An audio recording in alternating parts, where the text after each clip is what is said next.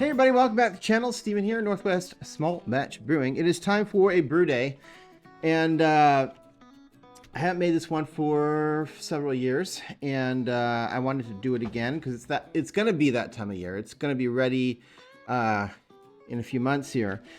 You have to think ahead when you're thinking about like beers for specific times of the month or specific times of the year. So this is going to be my Marzen Oktoberfest beer. I'm gonna do that now so that it has time to sit and age, and will be ready hopefully in September for Oktoberfest. So here's the stats on this one. Like I said, I've made this one once before, so I know it turns out good as long as everything goes right. Original gravity 1055, expected final gravity 1009, 6% ABV. And as far as the grain goes, it's mostly Munich and Pilsner. So 30% Munich, 30% Pilsner. And then I'm going to put in about 20% two-row, 10% Vienna, and about 11% Crystal 60.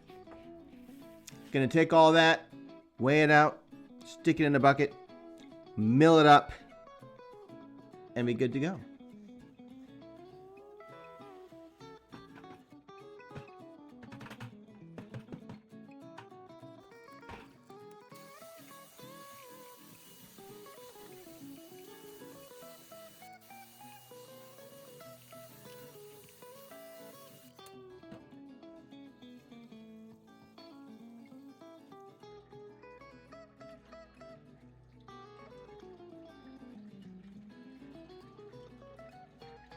Okay, so I finished mashing. As usual, I did an overnight mash. I used my stainless steel drill attachment to mix up the mash really well, having no dough balls and whatnot. And I'm now ready to start heating up the water to a boil, draining the main grain, and then the hops. So let's talk about hops. So the original recipe I wrote was for Hallertau, traditional Hallertau. This is as traditional as I could find. This is Hallertau Mittelfrüh. And this is 3.8% alpha acid. So what that means is I need to up it a bit because the recipe calls for 5 alpha acid. So I'll plug this into my software, make sure that I'm getting the right IBUs, and I'll have to add more than the standard 3/4 of an ounce. I might use this whole packet, who knows. Now, the other side of this is Liberty hops. Now, I usually add these at 10 minutes to the end of the boil. I'll be doing it at flame out this time because I don't do these last, I don't do 10-minute, 5-minute, additions anymore. So I'll do this at flame out.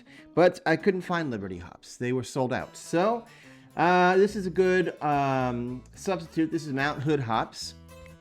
This particular one is 4.1% alpha acid, which is almost ideal because what I need is 4 alpha acid. So I'm going to put about half of this, half an ounce, so like half of this packet in at flame out and call that good. Putting in an entire ounce of Hallertau for the 60 minutes.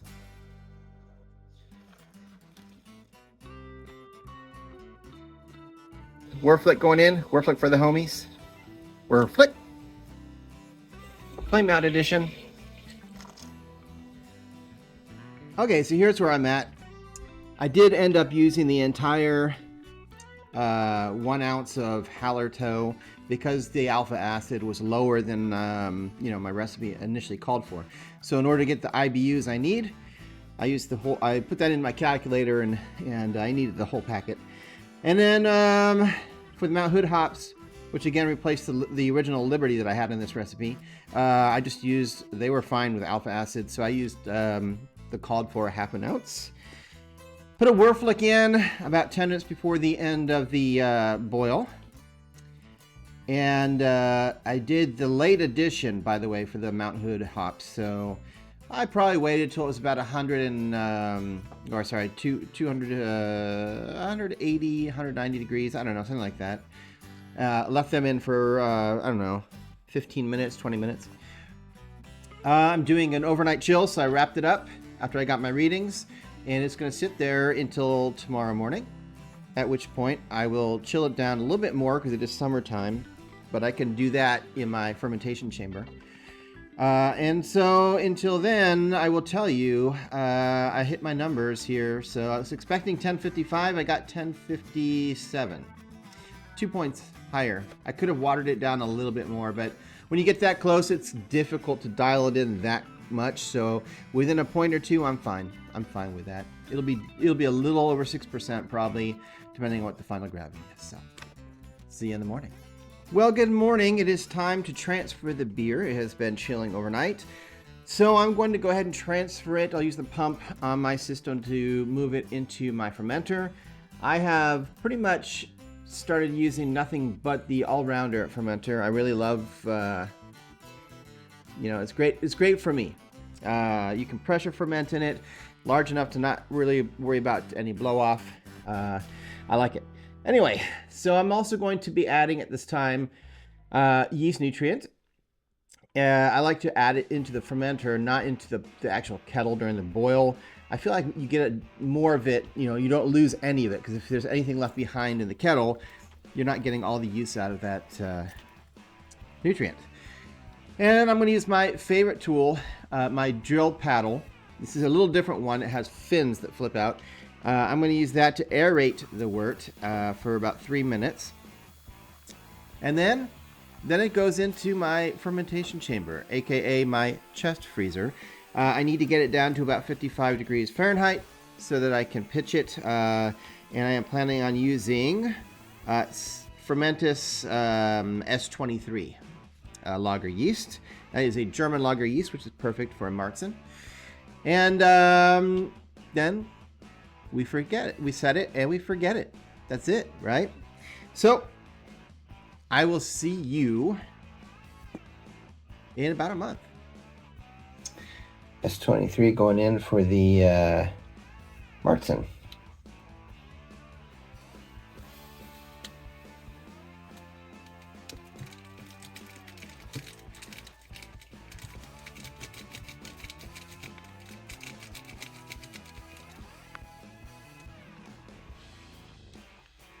One eternity later.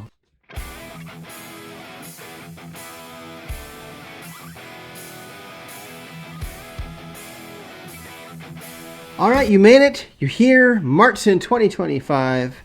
It is September, so it is about that time for your Oktoberfest style beers. This one I made a couple years ago.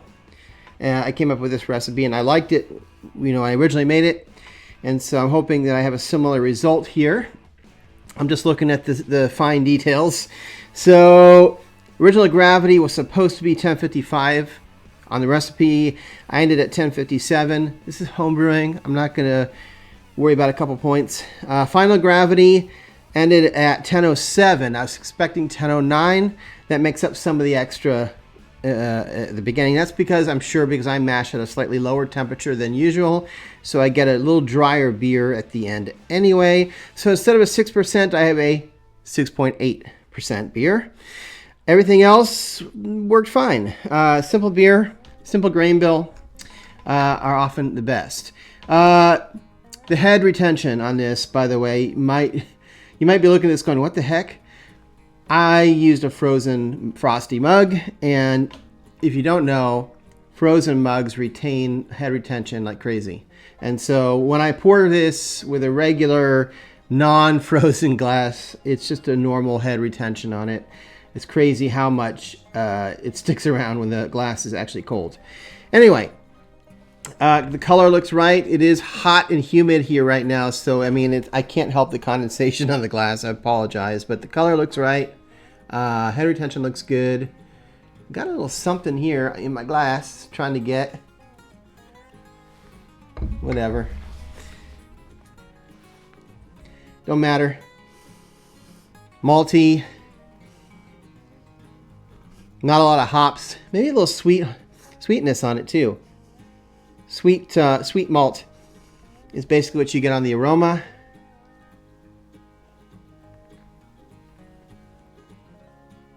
Oh, so good, icy cold, I'm telling you.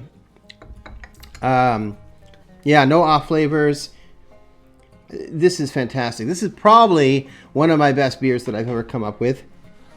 So for that, I am going to put, I mean, I always put the recipe, but I will put both the 3.5 gallon and the full 5. Well, I do 5.5 to make up for the Shrub and stuff, so it ends up being 5.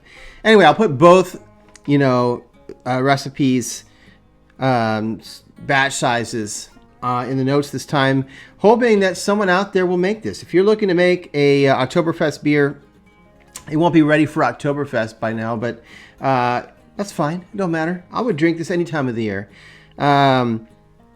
Make sure you do it. Make sure you drink it in a nice icy cold glass, because it really is something fantastic.